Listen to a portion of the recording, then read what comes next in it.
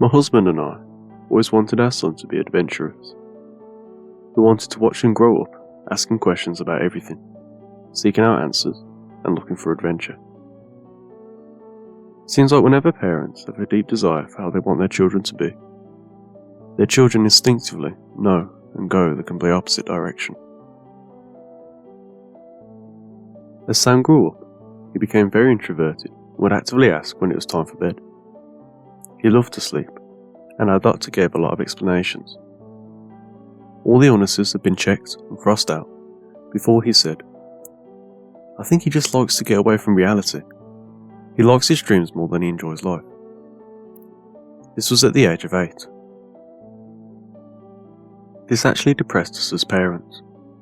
What could be so wrong, so uninteresting about his life, that he would come home and just sleep?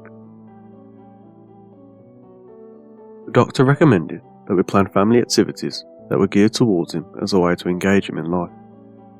Give him something to be excited about after school. He said, "So, for our very first trip, we decided we would go on a hike. The mountains were about an hour away, and we considered this a mild introduction to our new family habit. When we told Sam where we were going, he was ecstatic. We knew then that hiking had been the right activity. On Saturday, we threw together some backpacks, lunch, water, and even a magnifying glass, so Sam could inspect everything closely. He was so excited the entire way there. We were all thrilled. When we parked at the trailhead, Sam leapt out of the car and almost ran up to the trail without us. I had to call him back so we could keep an eye on him. The hike was short, maybe half a mile, but Sam tried to run it like a marathon. We kept calling for him to come back and check out this bird, or this butterfly, or the log that looked like a grandpa's face. He would come over and look to humour us, but then run ahead. Eventually, we gave up trying to point things out, and let him just run through the woods. We were pleased that he had taken so well to the trip. For once, Charlie and I felt like we knew what we were doing as parents. Anyone who's a parent knows how that feels. We got to the end of the trail and ate our lunch. We were at a ledge along the mountain that was more like a hill. The sun was high overhead, and we could see over the trees for miles. Sam quickly downed his lunch, and we let him run off into the trees. "Not too far," I warned him. He obeyed, and we could always see him. From the rock where we sat, I watched Sam while Charlie went to the bathroom.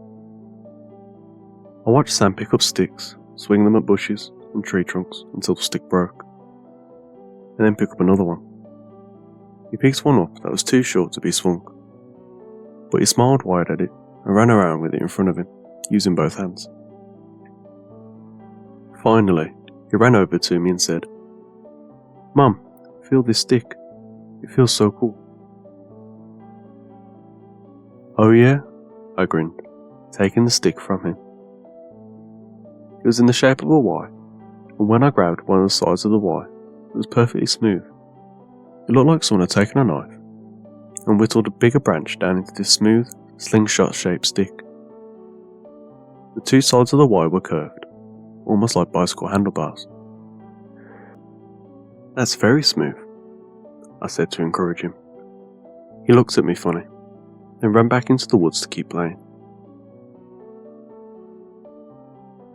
We packed up lunch, stuffed everything back into the backpacks, and announced that we were ready to hike back. Sam came back without a fuss, and we began walking down the trail. Instead of running ahead, Sam lagged behind, still clutching the Y stick. He held it in front of him with both hands as before, and was swinging it around slowly, as if it were a magnifying glass and he was searching for something.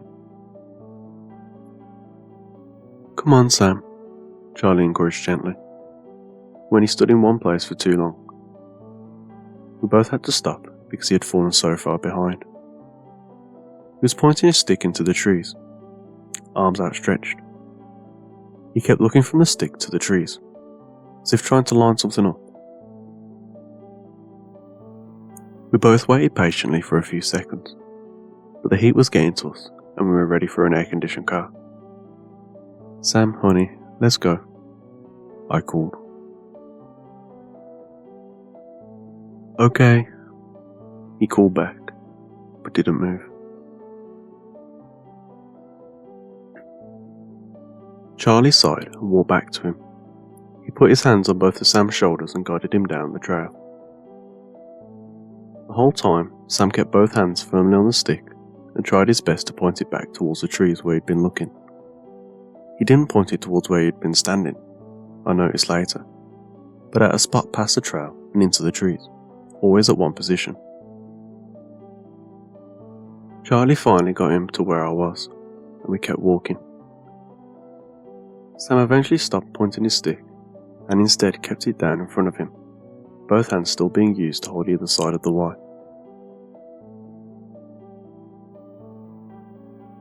We drove home, pleased that Sam was taking home a souvenir. Our day trip had worked. He was getting involved with life. We were one step closer to our adventurous son. Over the next couple of days, lots of things started happening. They all seemed disjointed and not connected in the moment. Later, memory would connect them for me. Sam went back to his sleeping routine. He would come home from school, go into his room, and play for a bit by himself while dinner was being made. I got him to work on homework, then served dinner when Charlie got home. After that, he went straight to bed by his own choice.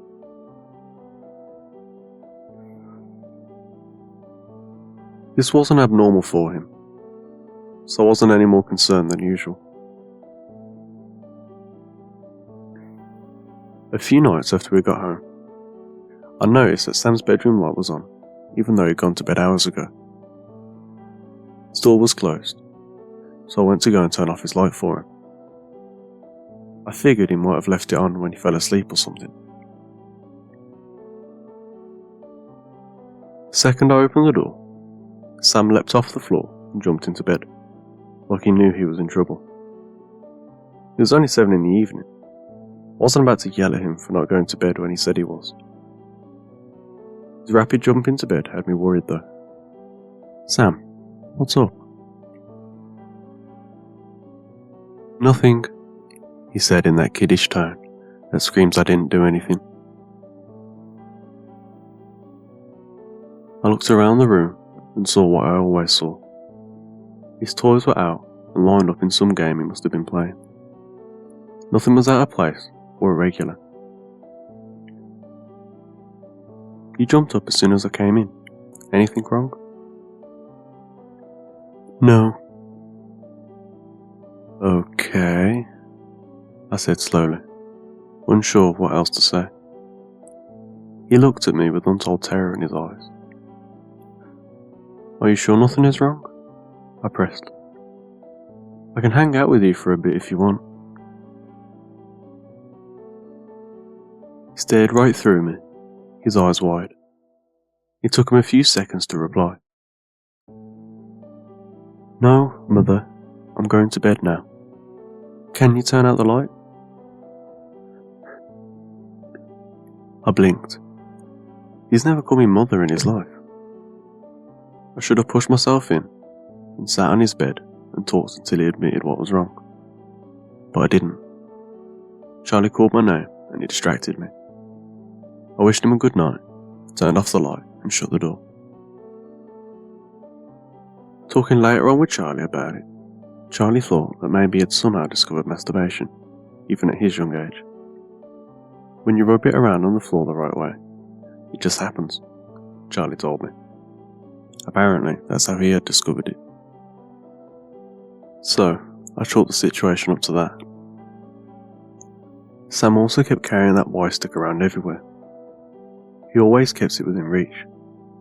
During dinner, he kept it on the table. When I told him that sticks don't belong on the dining room table, he kept it on his chair next to him. He took it to bed and kept it next to his head. He even took it to school. tried fighting him on it once, but he claimed he was taking it to show and tell. I was about to insist that he leaves it home, but he looked like he might cry if I came down firm. So, I let him on the condition that if his teacher mentioned it to me, that I'd make him leave it home. He agreed. One day, Charlie was taking out the garbage and the bag caught on the door jamb. The contents of the bag spilled all over the floor, and he quietly cursed and went to get another bag. That was when he found about 20 of Sam's toys in the trash. They varied from stuffed animals to action figures. Confused, Charlie asked me if I had thrown them away, or was punishing Sam for something.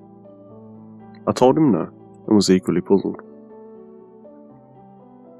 Sam, for some unknown reason, had been throwing his own toys away. Together, after dinner, we sat down with Sam at the table to ask about the toys. We saw it as a cry for help. They were selected, he said in response. They weren't doing a good enough job, so they were fired. Their time was up. Charlie told Sam that we don't throw toys away because they cost money and we don't waste things. Sam nodded, but I saw his hands touch the sides of the Y stick, tightly under the table. He was stressing. Something was going on. We ended the conversation on a light note, and Sam understood why we were upset. He promised not to throw away any more toys, then ran off to bed. I just remember thinking how strange the sentence was. Their time was up. That was an adult's line, not something you hear from kids. Sam's school sent an email to all the parents, about 2 weeks after our hiking trip. The principal pleaded with parents to not let their children come to school if their child was sick, as there was a very serious flu going around the school. He even admitted that 5 teachers and 30 students had been sick over the last week alone.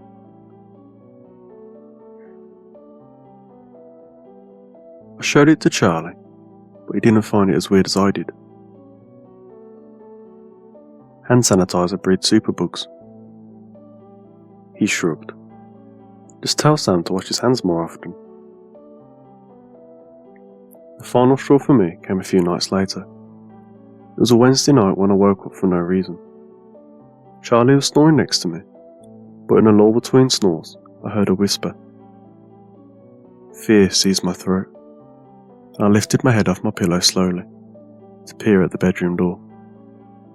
Someone moved in the dark, stumbling along. Someone small and short. Sam. Irritated, I got up and walked to the door. I saw Sam skip away as if he were crossing a field of spiders and was desperate not to get any on his shoes. Sam, I whispered, walking out after him. I turned the corner into the family room, but he wasn't there. I heard bare feet race across the kitchen floor, and that made me angry. The little shit was hiding from me. I walked through the family room and noticed that the clock on the wall was way louder than usual. Or maybe I was hypersensitive because I was exhausted. When I entered the kitchen, Sam was facing me. He stood next to the fridge, and the small LEDs on it lit up his expression. He was terrified, and his little Y stick was pointed right at me. Sam, I hissed in annoyance. It's late, go back to bed. I need water, he said, still looking at me with wide eyes. It was an obvious lie, but one not abnormal for kids caught up past their bedtime. Okay then, get some water, I sighed. Can you get it? He asked, still clutching the stick and pointing it my way.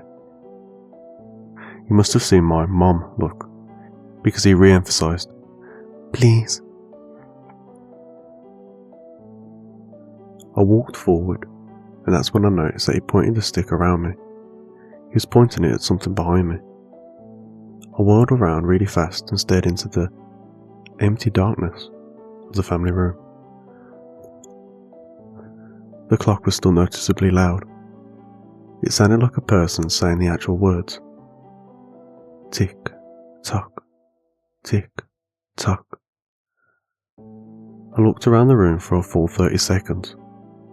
Nothing moved. "What are you doing up, Sam?" I asked, turning back to face him. He looked at me with real, true terror in his eyes. The stick was shaking in his hand. "Sam!" I hissed, snapping a little bit. "It's not time yet," he stuttered, barely glancing at me. His gaze was transfixed beyond me. I'm not ready yet." For half a second, I wondered if he was pretending to sleepwalk. Then I wondered if he was actually sleepwalking. Then my tiredness washed over me, and I got irritable again. "It's time for bed," I insisted, walking towards him. Still, he kept his eyes behind me, and the stick pointed into the family room. Okay, he said, defeated as I approached. He took slow, unwilling steps towards the family room. I stood behind him, watching to make sure he went to bed. I saw his head look back and forth, scanning the room as he entered. He was looking for something. He looked back at me with uncertainty. Suddenly, he screamed, "Mom, watch out!" I instinctively whirled around, hands up, and ready to attack whatever was there. Nothing but darkness and the far kitchen wall. I ground my teeth and glared down at him. He was still shaking, pointing his stick into the empty kitchen. I was beyond annoyed now. This stick had been out of control for weeks.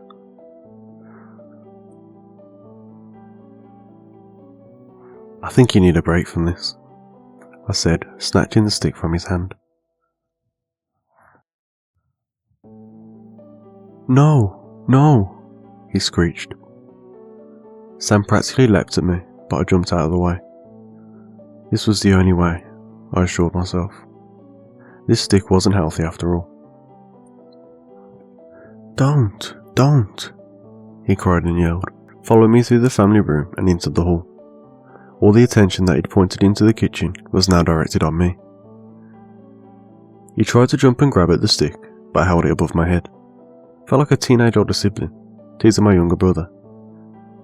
But this was necessary. I regretted waking Charlie up, but I pushed my way into the room, tossed the stick onto the floor, and turned back to get Sam out. Give it to me, he demanded, without taking a breath. I pushed him out and shut the bedroom door. I flipped the lock on the handle and sighed.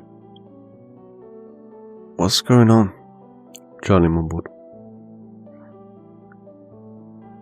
I took the stick away. He was playing with it all night. I sighed, coming back to bed. Sam was pounding on the door. I convinced Charlie that we should ignore him, let him tire himself out, and tomorrow we would lecture him. He verbally agreed, though I could sense that he didn't agree inside. It took an hour, but Sam gave up, and he went to sleep. The next morning, my throat felt like I'd swallowed sandpaper. The flu, of course. My stomach rumbled and rousted me out of bed. I found myself starting to run to the master bathroom after my stomach turned nauseous. I puked up spaghetti from dinner the night before. Stumbling out of the bathroom, I had to move aside for Charlie, who couldn't make it to the toilet and threw up into the sink. Not you too, I sighed sympathetically. I haven't been this sick since I was a kid, he moaned, rinsing his mouth out. I rubbed my eyes, still tired from Sam's ordeal last night, and got in the shower with the lights off, hoping it would help my light sensitivity. Charlie decided to call in sick and rest for the day. I got ready for the day so I wouldn't lounge around in my pyjamas all day, feeling even more sick. When I was completely ready, I unlocked the bedroom door and stepped out. Sam was nowhere in sight, which meant he had gone back to bed. Good. "Sam, I hope you're getting ready for school," I said loudly. There was no reply. I went to his room and found the door shut as usual. I twisted the handle and pushed, but the door was stuck. "The hell?" I muttered quietly. Using my shoulder, I shoved hard against the door. I heard a clatter, then the door opened. As I entered, I saw three things right away. 1. A chair had been placed under the door handle, preventing it from opening easily. 2. The window was wide open, with the screen missing. And 3.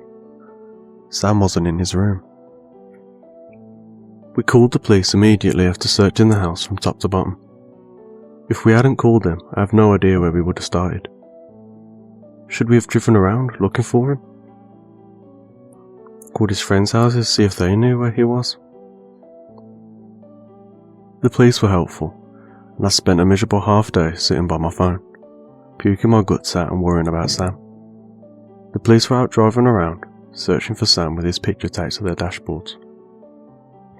Charlie was dead asleep when I wandered into the room, debating lying down. But I couldn't sleep while Sam was missing.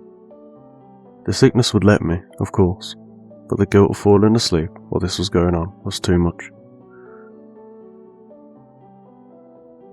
I saw the stick, which had landed partially under the bed when I threw it last night. All this because of a stick? Maybe the doctor was wrong. Maybe he did have something wrong with him, but it was mental, psychological. Maybe instead of a doctor, we should have taken him to a psychologist. In an attempt to stay awake, I decided to search the house for the 15th time. This time, I carried the stick with me. "Sam!" I said, loud enough to be heard, while I walked through the family room, kitchen, and the stairs. Maybe he was hiding in the storage room downstairs, maybe behind a few boxes. "Sam!" I said again. "I have your stick. I'm sorry I took it. Please come out. Mommy is really worried. You aren't in trouble." I descended the stairs, and halfway down, I thought I heard him reply. It was faint, far away. The words were impossible to make out. "Sam!" I cried desperately, spinning around on the stairs to try and figure out if he was upstairs or downstairs. Out of the corner of my eye, I saw a leg dart around the corner at the bottom of the stairs, towards the storage room. My hunch was correct. I sped down the stairs and turned the corner. The door was closed. I tried to twist the handle, but he had locked it. "Sam, honey, open the door, please," I pleaded while reaching for the key at the top of the door frame. When he didn't unlock it, I stuck the key in and twisted. The door popped open to reveal our pitch-black storage room. The room was in the middle of the house and had no windows. It contained our water heater and the control system for the heat and AC. The room was so large, though, that Charlie had built shelves for us to keep our seasonal decorations, our camping supplies, and extra food and water. "Sam?" I said more quietly, feeling uneasy. Something about the room was getting to me. "How does the clock tick, Mother?" Sam said from somewhere in the room. I froze. The word mother made the hair on the back of my neck stand up. Something's not right. Sam? Come on out now," I stuttered. Light spilled in from the doorway, but it didn't illuminate enough of the room for me to search. I slowly stepped toward the centre of the room, where a string hung down from a single bulb in the ceiling. With one hand, I kept a hold of the stick. With the other, I reached out to search for the string. I couldn't see it, but I knew it was there somewhere. Suddenly, the door slammed shut, and at that exact instant, my hand brushed against hair. Long, greasy hair at my shoulder height. Sam wasn't that tall. The hair was tangled and long. I yelped and jumped back, startled by the door and the hair simultaneously. Sam giggled. "Do you know how the clock ticks?" It came from my left, along the wall. The hair had been to my right. What else was in here with us? I was paralysed. I couldn't see a damn thing. My phone was upstairs, so I couldn't use that as a flashlight. The ceiling light was somewhere in front of me, and the door was somewhere behind me. Every time I started to reach out, I remembered touching the greasy hair, and recoiled. "Charlie!"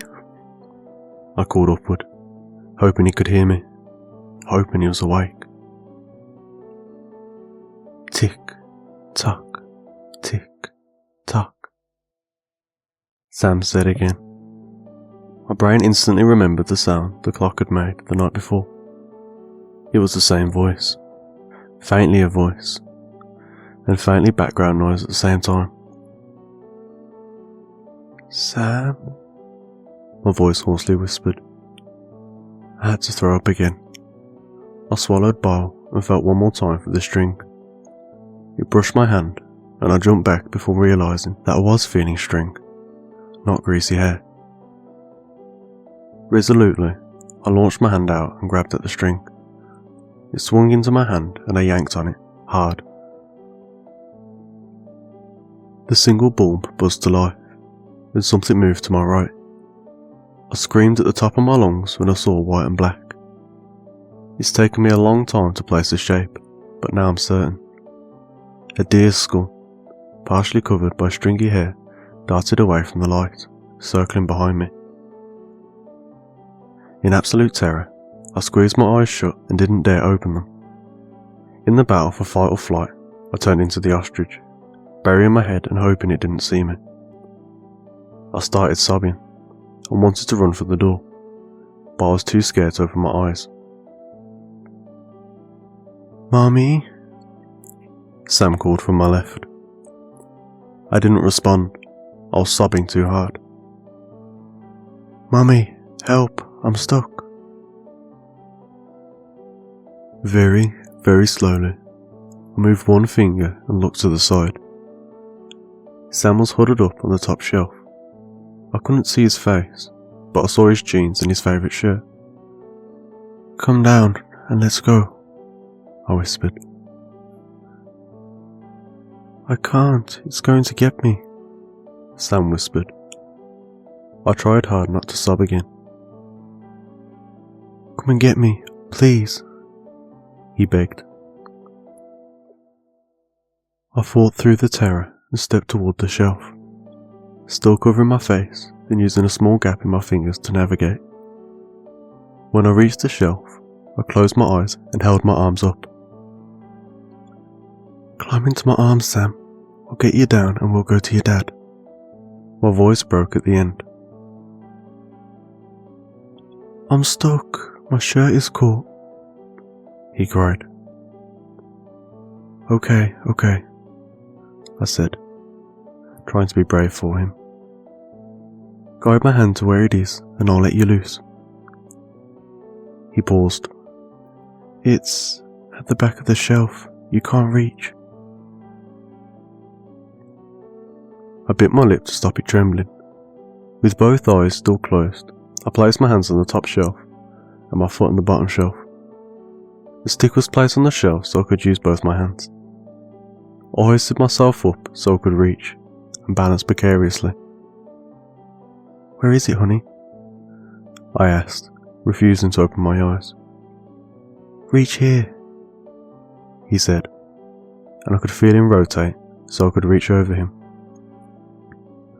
I did, and my hand ran straight into a mess of tangled greasy hair.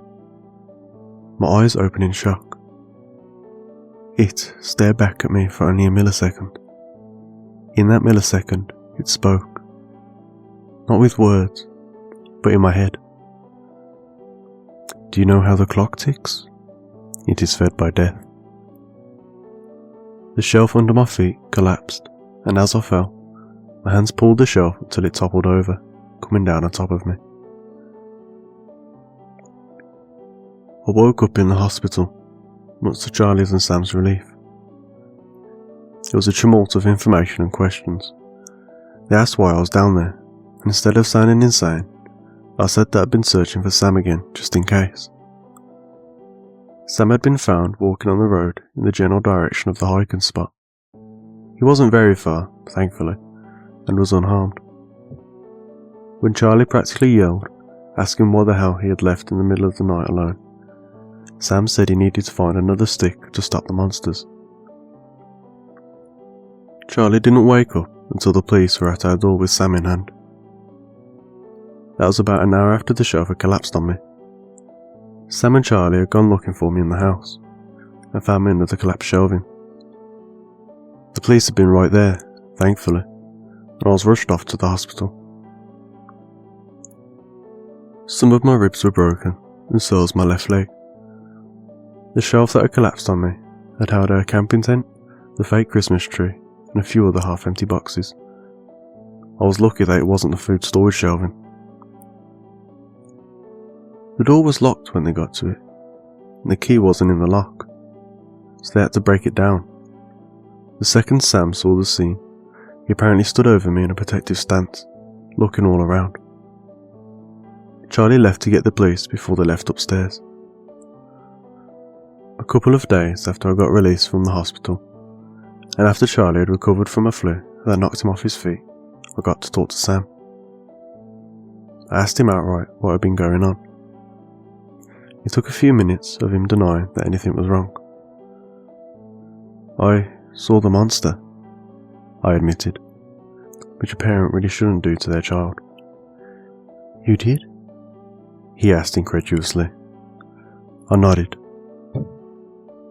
You and Dad never saw them before. When did you see them? Them? I asked nervously. Sam told me what had been happening for the last few weeks. He had stumbled upon the stick by literally tripping over it. It had spoken to him, and he took it to play with it. Whenever he had the stick, he could see the monsters. They were scary, but they stayed away when I pointed the stick at them, he said. A few of them had followed us home, walking alongside us on the trail.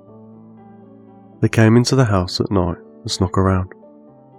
They came into Sam's room, our room, everywhere. They told me that someone had to die. They told me that you had to die.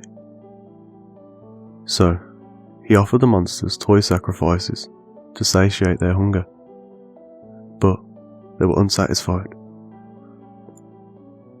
Whenever I didn't have the stick, I could feel them trying to grab me. But they stayed away whenever I had the stick. But they stayed away whenever I had the stick.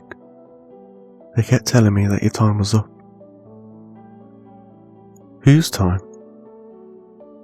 Yours, Mummy. They sat with him at night and chanted, tick-tock, at him. They tried to convince him to put the stick down. They offered him candy that the big blurry man pulled out of thin air. At school, they followed him and said that they would hurt people until he put away the stick. 5 teachers and 30 students got the flu while they threatened that.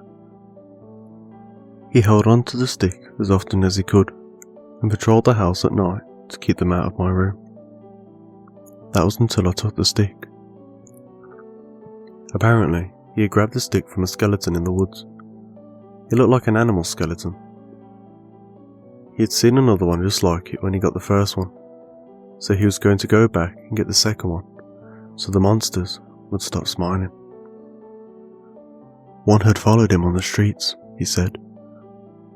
But now they were all gone. and after looking through the mess of the collapsed shelving, so was the stick. Sam told his psychologist about our conversation.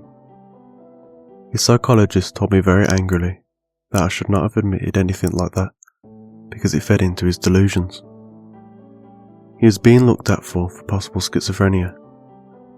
I'm thinking I should be tested too. How else do I explain everything that happened? One detail stands out that I can't explain. I had unlocked the door to the storage room and left the key in the handle. So why was the key found dangling from the light bulb string?